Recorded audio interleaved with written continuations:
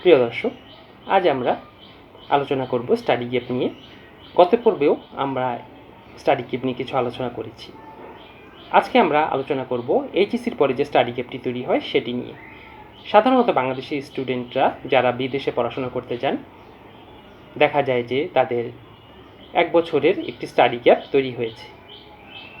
এই স্টাডি গ্যাপটি মূলত বাংলাদেশের ছাত্ররা বিভিন্ন পাবলিক পরীক্ষা, ভর্তি পরীক্ষায় অংশগ্রহণ করেন, মানে তখন এই স্টাডি গ্যাপটি তৈরি হয়, যা ওই বিশ্ববিদ্যালয় বা বাংলাদেশে বিদেশি যিনি ভিসা অফিসার আছেন তারা এটা সম্বন্ধে ভালো মতোই ওয়াকিবহাল।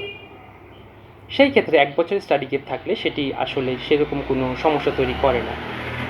তবে এই স্টাডি গ্যাপটি যদি 2 থেকে 3 বছর বা 4 বছর পর্যন্ত ব্যাপ্তি হয়, সেই ক্ষেত্রে ভিসা অফিসারের মনে প্রশ্নের তৈরি হয় এবং ভিসা অফিসার এটা নিয়ে প্রশ্ন করতেই পারেন।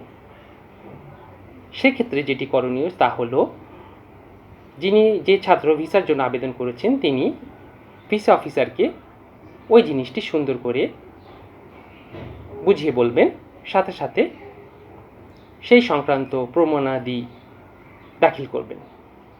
যদি সেটা করা যায় তাহলে আশা করা যায় যে ছাত্র যিনি আবেদনপত্র করেছেন ভিসার জন্য তিনি ভিসা পেয়ে যাবেন।